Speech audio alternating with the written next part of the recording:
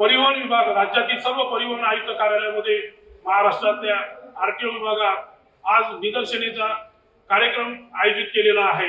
कर्मचाऱ्यांमध्ये भडकत असलेली प्रचंड आग 2 सप्टेंबर 2022 ला हा आकृतीबंध मंजूर झाला, तेव्हापासून त्याची अंमलबजावणी नाही। वेगवेगळ्या मार्गाने आम्ही आंदोलने करीत आहे। 3 दिवसाचा लाक्षणिक संप केला। माननीय परिवहन आयुक्त, माननीय परिवहन मंत्री, माननीय मुख्यमंत्री या राज्याचे या सर्वांना निवेदने देऊन आमच्याकडे बघण्याकरता यांना कोणालाही वेळ नाही। त्यामुळे सतत आमचे निदर्शने आणि आंदोलने सुरू असतात। आज संपूर्ण राज्यामध्ये परिवहन विभागात म्हणजे आरटीओ मध्ये हा निदर्शनाचा कार्यक्रम आयोजित केलेला आहे। त्यानंतर आम्ही 9 जूनला याच 9 जूनला 1 दिवसाचा लाक्षणिक संप पुकारणार आहे आणि 16 जून पासून आम्ही बेमुदत संपावर जाणार आहे। आमच्या आकृतीबंधाच्या मागण्या आहे, आमच्या कनिष्ठ टू वरिष्ठ लिपिकांच्या त्यांना पदोन्नती द्या, वरिष्ठ लिपिकांना कार्यासन अधिकारी म्हणून पदोन्नती द्या आणि जे कार्यालयीन अधीक्षक आहेत त्यांना प्रशासकीय अधिकारी म्हणून पदोन्नती द्या। ही पदोन्नतीची साखळी निरंतर राबविण्याकरिता कर्मचाऱ्यांमध्ये आज एकजूट होण्यासाठी सर्व कर्मचारी राज्यातले एकत्र आलेले आहे आणि प्रत्येक कार्यालयासमोर ते आज निदर्शने करीत आहे। निदर्शने करण्यामागे शासनाला लक्ष वेधण्याकरिता, शासनाला जाग आणण्याकरिता हा आज आम्ही कार्यक्रम आयोजित केलेला आहे आणि त्या अनुषंगाने आमचे टप्प्याटप्प्याने कार्यक्रम राहणार आहे। सेवानिवृत्त कर्मचारी होत आहे, त्यांना लाभ मिळत नाही, ते ज्युनियर क्लार्क म्हणून, सिनियर क्लार्क म्हणून ते रिटायर्ड होत आहे, तरी आमच्या विभागाला किंचितही त्यांच्याविषयी सद्भावना नाही आहे, कुठेतरी त्यांच्याविषयी माणुसकी नाही आहे। हे सर्व थांबविण्याकरिता आज कर्मचाऱ्यांना कुठल्याच पदावर पदोन्नती मिळत नाहीये।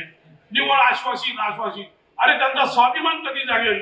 जेव्हा तो वरिष्ठ पदावर बसेल तेव्हा त्याला स्वाभिमान वाटेल, त्याच्या घरच्यांना वाटेल की माझा नवरा काय करतो, माझा बाप काय करतो, मी काय करतो हे समाजात सांगताना त्याला वाटेल की मी वरिष्ठ आहे, मी कार्यालयीन अधीक्षक म्हणून सेवानिवृत्त झालो, मी प्रशासकीय अधिकारी म्हणून सेवानिवृत्त झालो, पण या विभागात ज्या पदावर लागले त्याच पदावर सेवानिवृत्त होण्याची जी मालिका सुरू आहे ती निरंतर मालिका आजही सुरू आहे।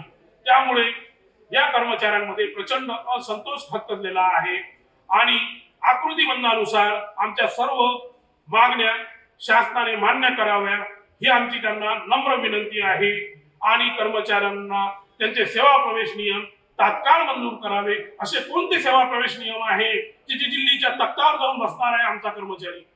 हे कळायला मार्ग नाही आहे। कुठले सेवा प्रवेश नियम आहे?